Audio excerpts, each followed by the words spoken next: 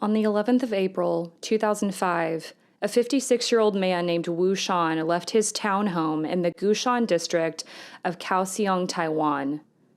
Over the past few months, the Wu family had been very reclusive. Nobody had seen Shan leave his home in over a month, so the neighbors had taken notice. Shan Wu approached a neighbor. He was dirty, disheveled, and he appeared emaciated. He only said a few words to the neighbor. Call an ambulance. What the neighbor and the police would discover would shock the country and the world, and would later go on to inspire one of the scariest movies I have ever seen. The 2022 movie from Taiwan, Incantation. This is the true story of the Wu family. You are listening to Perplexity. Hello, everybody, and welcome back to another episode of Perplexity, a mystery podcast. As always, I am your host, Kadra. If you're new to the show, hello and welcome. I tell tales every single week that have perplexed me. So if you love a good mystery that leaves you wanting more, don't worry, you're in the right place. And if you end up enjoying today's episode, I would love if you continue to follow along. If you are a returning listener, hi, my friends, welcome back. So happy you're here. I have an absolutely horrific story for you guys today. I cannot believe this is true. And I wanted to do some type of exorcism or possession episode for Halloween. I just happened to recently watch the movie Incantation, and it scared me so much that I went down a rabbit hole and found out it was based on a true story. So now we have this episode for you today. I do want to say up at the top, the sources vary widely and very little is known about this story, but we do know that it is true. This did actually happen in Taiwan in 2005. I tried to piece it together as best as I could with the help of Google Translate and some sources online, but a lot of these articles are not in English, so I apologize if I got any facts incorrect. Very quickly, before we get started, I would like to welcome my newest patron, Andy. Thanks so much, Andy, for joining. Andy joined the Perplexed Society, which is the $5 tier. So Andy is going to get tons of bonus content, and we've been emailing back and forth. Andy, you are so kind. Hello from Scotland, and thank you for telling your coworkers about the show. That is very much appreciated. Big trigger warning for today's episode. This episode is going to be extremely disturbing. This is easily one of the most horrific stories I've covered on this podcast. So take care of yourself. This episode may not be for you. Listener discretion is advised, and all the sources used for today's episode will be available down in the show notes. So without further ado, let's get into the insane, horrifying story of the Wu family, the true story behind the movie Incantation. So, like I said at the beginning, Shan Wu has now approached his neighbor. He's disheveled, and he apathetically would tell the neighbor to call an ambulance, then walk away. This single interaction left the neighbor feeling so uneasy that he felt compelled to go to the Wu family house and check on them. Shan Wu was married and he had 4 children. So according to some sources, what would happen next is the neighbor would carefully enter the Wu's home. He wasn't sure what he was walking into. He stepped into the living room and he was hit with a foul odor. It's also very dark. He can't really see anything, but he notices that there's these incantations written all over the doors, the walls, and there is feces spread all over the house. He's calling out, but there's no response. He notices there's talisman everywhere, including in all of the windows. As the neighbor would make his way through the house, he would eventually get to the back of the house where the bedroom was. And this is where he would find Shan Wu's oldest daughter, a 28-year-old named Wu Jing. Now, other sources say that the daughter is Wu Fingwan, but for the sake of minimizing confusion, I'm going to call her Jing throughout this episode. Jing was lying on the ground, foaming at the mouth. Her body was stiff. The neighbor would shout for help, but again, no one had been responding, and it became clear to the neighbor there was no one else in the home. Where had Shan Wu gone? His wife, his other 3 children, and what the hell had happened to Jing? The neighbor was deeply disturbed and immediately called the police. Police would then dispatch an ambulance, but when the medics arrived, it was too late for Jing. Jing was pronounced dead at the scene. Now, other sources tell a completely different story, which I find frustrating because this is a true crime case. I don't like getting things incorrect, but there are several sources that say this neighbor going into the house, that didn't happen. What actually happened in these other sources is that Jing's body was dumped by her family at a hospital, and then the Wu family fled the scene. Like, they literally just dumped her at the front of the hospital and left. And some sources say that they hid in a field after they dumped her. So regardless of which story is true, we do know that Jing's body ended up at the hospital in Taiwan, and that the doctors would assess her to determine how this death had occurred. It was determined by the medical professionals that Jing had been dead for at least 2 days. The cause of death was a combination of starvation and multiple organ failure. Jing's body was covered in bruises and burn marks. Some of these bruises seemed to be self-inflicted, but others seemed to be because she was struck with a hard and heavy object. Throughout the investigation, it would later be found that Jing had been burned with incense, and the hard and heavy objects that had been striking her were a variety of things: holy objects, sticks, and canes. And one of the most disgusting, unimaginable details of this case is what was found inside of her body. And again, I just want to give another trigger warning. You can skip ahead 15 seconds if you don't want to hear this part, because you cannot unhear it. Jing's mouth, esophagus, and stomach were all filled with human feces. So this is obviously an incredibly disturbing and concerning death. And this was a fully grown 28-year-old woman. She knew how to take care of herself, and she was living with her family. So it's pretty obvious that they were involved. And so then is the horrifying question, how could they do something like this to their daughter, to their sister? The family also never arrived to the hospital to claim Jing's body. So it was pretty obvious what was going on. So after keeping Jing's body at the hospital for 2 days and hospital staff never heard from them, they called the police on April 13th, stating they believed Jing had been severely abused, which led to her death. And it appeared the Wu family was now on the run or in hiding because they were not at their home. So police needed to track down the Wu family. First, they naturally went to the house, and they also would find the same things that the neighbor found, depending on the sources you read, but they noticed the foul odor, the feces everywhere, the incantations on the walls, the talisman, and how incredibly dark it was in the house. There's some sources I read that said they had covered all of the windows with this thick paper and had written incantations onto those covering the windows. And the house was incredibly filthy. The next thing that police saw was an altar in the living room. And this altar seemed to be made for the third prince, as well as several unknown statues. Now, for people who are not familiar with Eastern culture and deities, the third prince is called Nezha, and this is a protection deity in Taoism, Buddhism, and Chinese folk religion.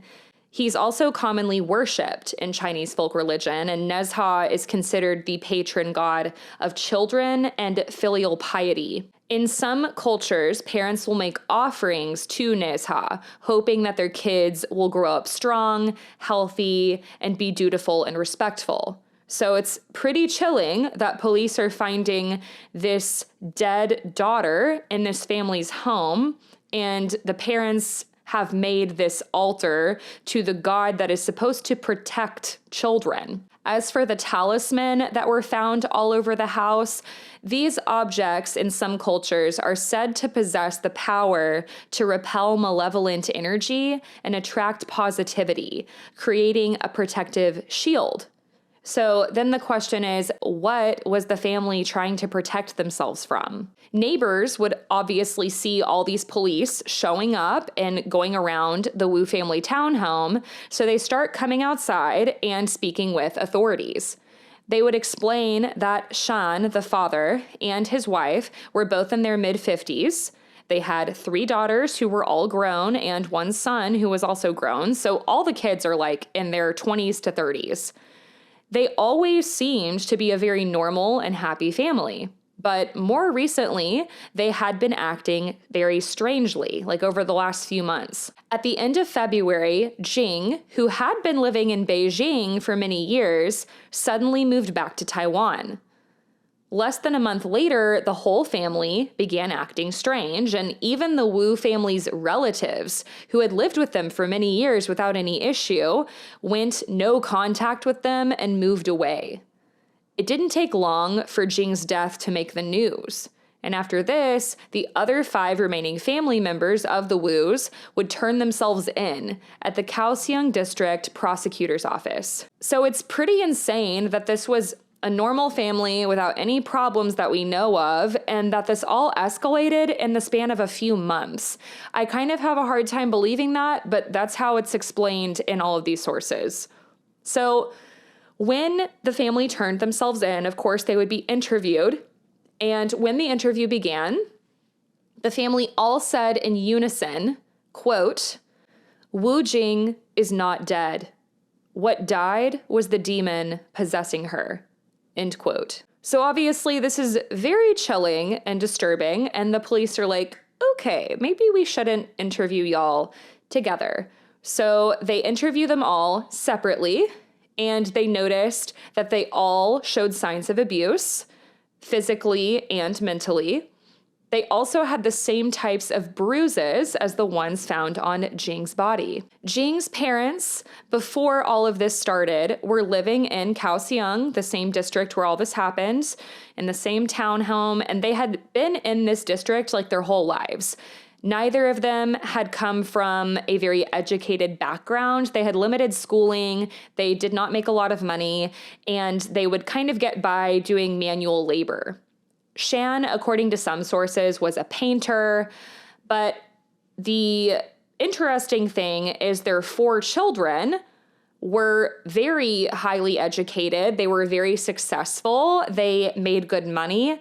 And up until a few months before Jing's death, they had all been, they were grown and they had all moved out of the house. Some sources say that Jing, up until recently, had her own bento shop in Taipei and that she had a boyfriend. There's other sources that say she was a nurse in Taipei.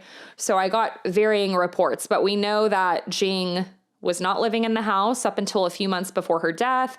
She's out on her own, and that she had a good job. The Wu family's son worked at a factory, and their other 2 daughters, according to some sources, were both nurses. But again, this varies. And I bring up the nurses thing because it kind of plays into the story later. But there's some people who say they were hairdressers and worked in catering. So I don't know. It's all very, very confusing. The neighbors were, of course, shocked that something like this could happen. Up until a few months ago, the family was, normal. There were no issues. The one thing that the neighbors would say looking back is that the Wus were very superstitious, but Taiwan is a pretty superstitious society. So again, nothing really stuck out as being concerning. The neighbors would say that they knew the family worshipped the 3rd prince, Nezha, regularly. But again, this is a common deity in Chinese folk religion. So there's other people in these areas who worship the 3rd prince, and obviously that doesn't lead to things like this happening. So how did all of this start? How did we get to April 11th, 2005? To understand this, we have to go back to 2 months prior. At this point, my understanding is none of the kids were living in the Wu family's house. It was just the parents. But all of that would soon change. In February of 2005, the Wu family's youngest daughter, Ling, would begin acting strangely. She phoned her mother, saying that she was not Ling anymore. She had become the third prince, meaning she had been possessed by the third prince's spirit. Then Ling told her mother, who's named Yang, "Your eldest daughter, Wu Jing, is facing a great disaster. If nothing is done, her life is in danger.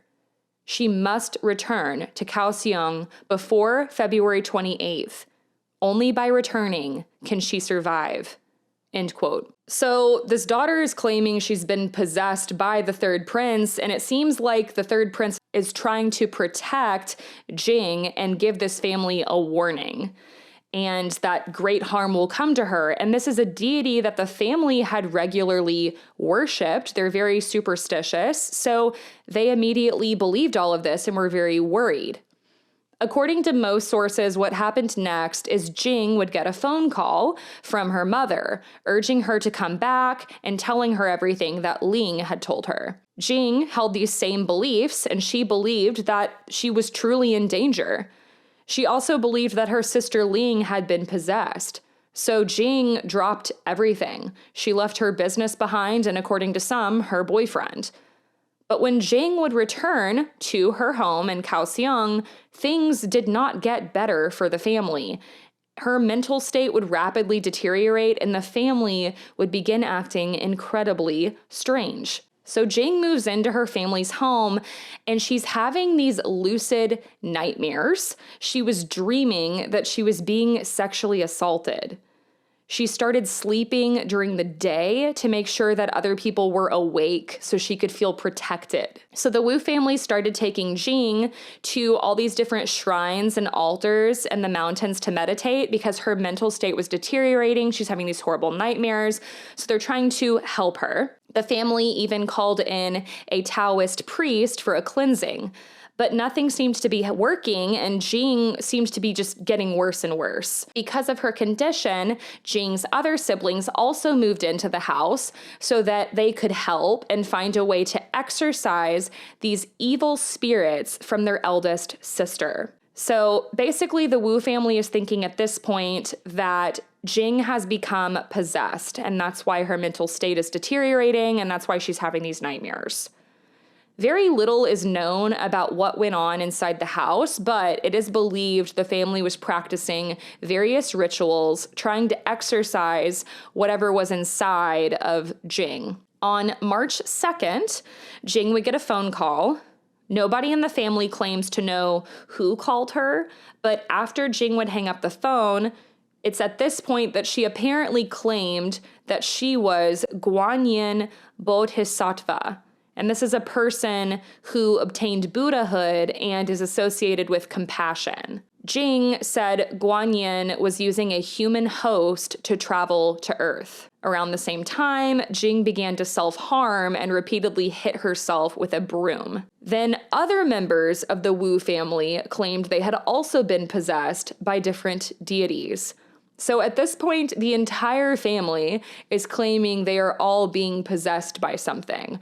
What's really, really fascinating and crazy about this case, not only is that this entire family is saying they're possessed, but also they were all claiming to be possessed by benevolent entities. Shan, the father, said that he was possessed by the Jade Emperor. Their mother, Wang Ying, claimed to be the Queen Mother of the West. The second daughter, Wu Shan, said she was one of the 7 fairies, and the only son believed that he was Master Zhigong. Now, I'm obviously not from this culture, so I had to look up a lot of these deities, but these are very common entities in Chinese folklore, and they're all very benevolent. You don't really hear about being possessed by something friendly and protective in any stories like this. The Wu family believed that their house contained large amounts of demonic energy and that these deities were possessing their bodies because they were trying to protect them and help combat the demons that were in the house. Once a family member was possessed, they would claim that the other people in the family carried what they called karmic obstacles and that they needed to be beaten to drive away the evil spirits. So what would happen at this point is from early March to April, which is the month that Jing died, the family members were quite literally battling each other. First, they would fight each other, then they would do these incantations to each other, trying to exorcise these demonic energies out of each other. Every day from morning to night for an entire month, the family would throw rice and salt at each other. They would get into fist fights. They would beat each other with brooms, mops, canes, and crutches, and even ancestral tablets from the shrine that they had built in the living room. They would only stop because they were so exhausted that they couldn't continue anymore. And when I say they were doing this from morning to night, I mean they were doing this non-stop. They weren't even eating, really, at this point. And with each passing day, this would obviously further exacerbate their very negative, messed up headspace. There were points that the family was lighting incense sticks and stabbing each other with them. Jing had suffered the brunt of the family's psychosis, as Jing was the first one to show symptoms of being possessed by something negative or dangerous. So the family had developed this delusion that Jing was being plagued with these evil spirits, that the evil was the strongest within her. So she was beaten very severely. She was also forbidden to eat after noon, and she wasn't allowed to drink anything except water.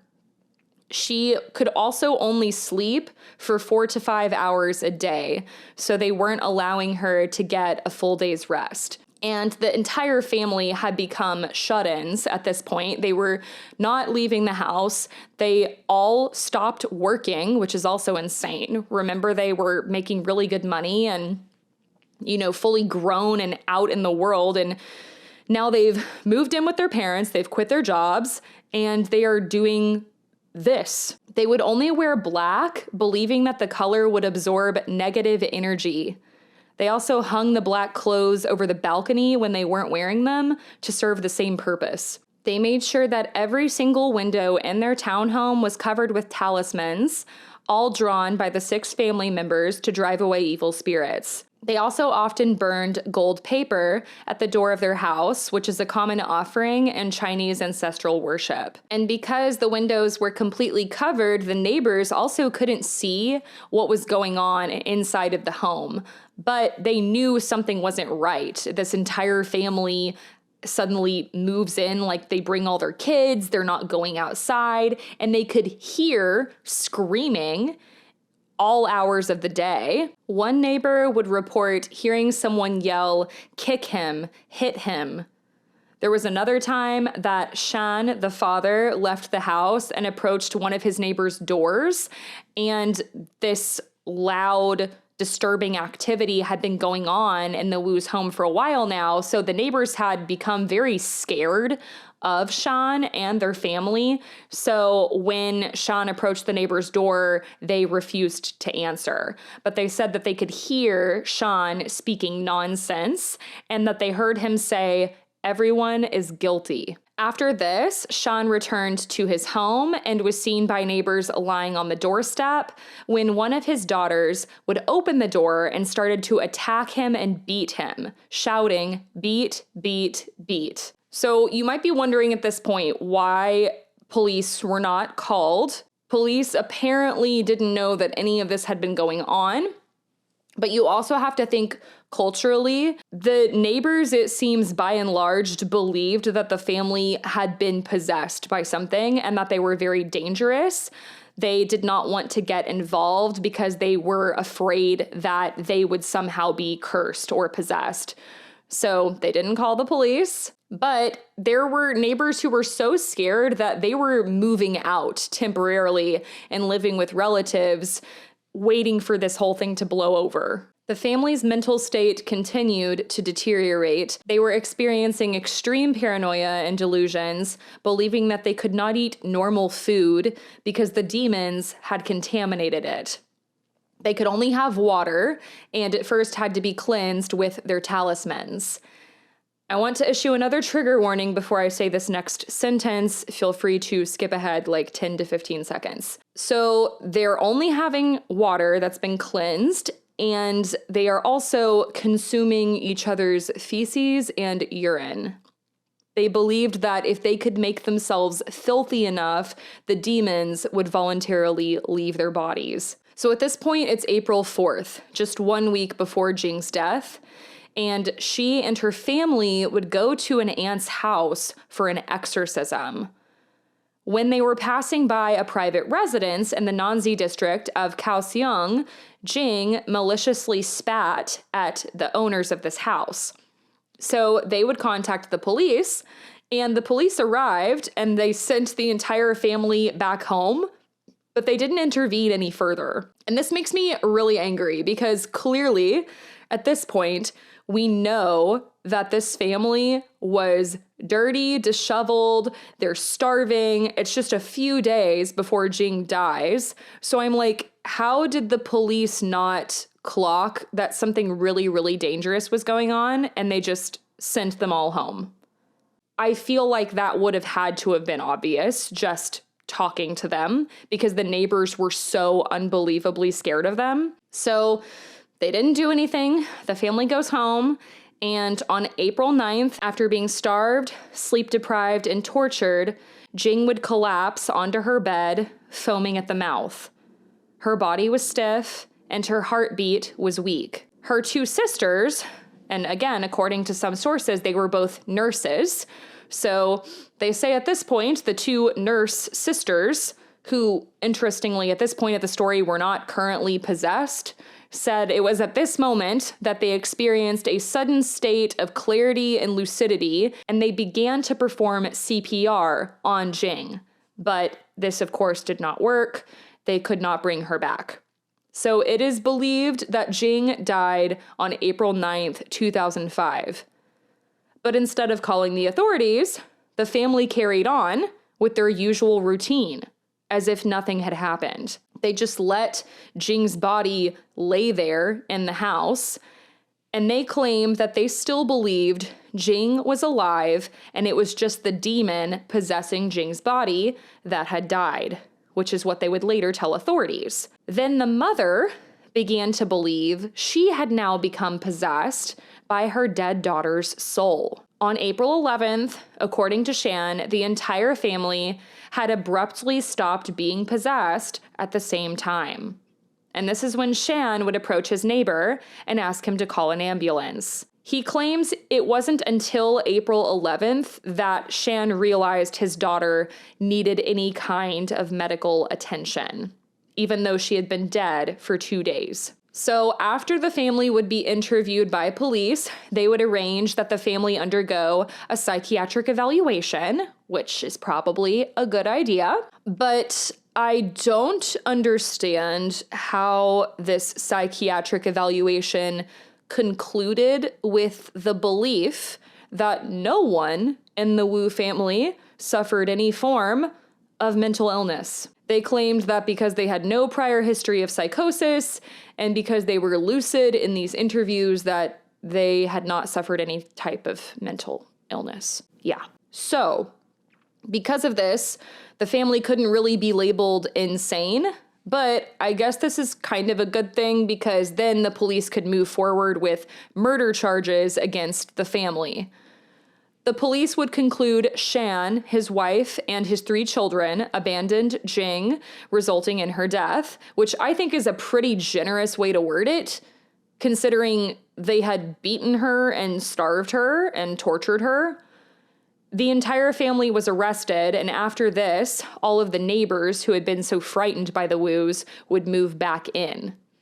They also pooled a bunch of money together, and they had a Taoist priest come to the Wu's townhome to perform an exorcism, chant prayers, and hopefully comfort Jing's spirit, which I think really speaks to the fact that they believed this had actually happened to this family and that they cared about Jing. I think that was a nice thing that they did for her spirit. In 2007, there would be a trial for the Wu family. And on April 12th, 2007, nearly 2 years to the day after Jing's body was discovered, the courts would find the entire family not guilty, concluding the family had experienced a shared and sudden mental illness and mass delusion, which is weird because didn't the psychological evaluation determine there was no mental illness? The cause of death was also determined to be starvation. They didn't believe that the beatings caused Jing's death, so apparently this made it harder to charge the family with murder. But my whole thing is the family very, very clearly contributed to her death. So like at the very least, I feel like they should have been charged with abuse and manslaughter. But nonetheless, the entire Wu family was acquitted. And after this, the family seemed to keep to themselves. There have only been 2 reports on the family since the trial ended, from what I could find. The first was a statement. I believe it was made by Jing's mother, Ying, but again, a lot of these sources are very confusing. So it seems like Ying made this statement saying that she had had a dream about Jing after her death. And she said that in the dream, Jing's spirit told her that Jing was full of regret and she felt foolish thinking that she could kill the demon. But in reality, she starved herself to death. So I'm like, okay, you're blaming your daughter for this. And then the final statement was apparently from one of the daughters, who covered her face from reporters and would say, quote, "The verdict has been made. We are not guilty. Please do not disturb our lives any further." And it seems after this, the family still would keep their same beliefs, and they maintain that Jing and their family were possessed by evil spirits. This case is infamous in Taiwan, and it is widely believed to be a clear-cut case of mass hysteria and shared mental illness. A folie à deux is the common term used to describe shared delusion. I've talked about it on this podcast a little bit before, but the exact cause of a shared delusion is unknown. It seems stress and social isolation are major factors, which definitely would apply to the Wu family. The Wu family case would also inspire the making of the 2022 movie called Incantation, which you can watch on Netflix. It became the highest grossing horror movie ever made in Taiwan. And that is how I found out about this story. I watched the movie, did not know anything about this case, didn't know anything about the movie either. I just had heard it was scary. And it left me so deeply disturbed that I went down an internet rabbit hole, and that is how I found out about this story. I don't want to give too much away. You should just watch the movie. I don't want to spoil anything, so I'm just going to give a very general overview, but go watch the movie. So the movie is not about an entire family. It is about a woman and her young daughter, but these same types of things happen to them. The woman loses her daughter to the courts and eventually gets her back. And the mother has this very dark and initially unknown past, but you learn later why she lost her daughter. And the mother says at the very beginning of the movie that she and her daughter have been cursed and that she is desperate to save her daughter's life. So she breaks the fourth wall and asks the audience to help her. It's also a found footage horror movie, which is one of my favorite genres of horror. It really, really creeps me out. She also urges viewers in the movie to recite a chant with her to break the curse. There are several other very disturbing and immersive visuals in the movie that break into the psyche and will leave you unnerved for sure. Ultimately, the woman wins her daughter back and soon moves this 6-year-old girl into her home, and she's determined to be a good mother, so she's documenting their time together. And pretty much immediately after the little girl moves in, very strange, terrifying, paranormal things begin to happen in the home. Later in the movie, you find out more about the woman's dark past and the curse, and I really believe I do not scare easily, but this movie absolutely left me rattled. So if you need a good horror movie to watch this October, I would recommend it, but I cannot guarantee that you will not be feeling like you were left cursed afterwards. There's just something about the level of immersion in it that, like, I have not been able to stop thinking about it. It's definitely a movie that will stay with me long term, and even more now that I know the true story. I've shared on this podcast how I am quite skeptical, but I do believe in intention. And all I'm going to say is after I watched that horror movie, I laid in bed that night and I was awoken at about 3 a.m. to the feeling of something grabbing the back of my leg. And that is what urged me to open my laptop and dig around about this movie. And I have also had an insect infestation in my house, like immediately after watching this movie. We're still trying to get rid of the insects. So just proceed with caution if you do watch this movie, but it is a very, very good movie. I was very impressed with how they wrote it, but I don't know, I'm convinced this movie cursed me. So the important thing, obviously, going back now is the tragic and unbelievable story of the Wu family and of Jing, a family of 6 seemingly normal people, 4 successful and grown children who had strong religious beliefs and superstitions, but that should have never led to something so unthinkable and horrific. And for the courts to find none of them guilty of any charges, I just cannot fathom that. Jing's life was cut short, and she was successful and happy. She did not deserve to die, especially in such a horrific and senseless way. So I hope that her spirit has been able to find peace, and I do think it was thoughtful of the neighbors to have the Taoist priest bless the house, but it does anger me that none of them called authorities. And you could argue it's because of how frightened they were, but still, I feel like that should have urged them even more to call. Maybe they didn't know the gravity of the situation, but between that and the police who arrived at the aunts for the disturbance and they didn't do anything, it's just like there were so many people in this story that failed Jing, and I can't help but think if one of them would have acted differently, she could have been pulled out of that situation and she wouldn't have died. The psychiatric evaluation also still makes absolutely no sense to me. How did they show no signs of mental illness? Like, what do you mean? And they're just walking free. So this story truly haunts me. It's certainly perplexing, and I don't know if I'll ever stop thinking about it. But that, everybody, is the unbelievable story of the Wu family, the exorcism and demonic possession of Jing, and how it inspired the movie Incantation. Thank you guys so much for listening. I hope you enjoyed today's episode, even though it was incredibly dark and disturbing. You guys know what I mean. If you liked the way this story was told, I would love if you let me know. If you're watching on YouTube, like this video and subscribe. Drop a comment down below letting me know what you think about this story.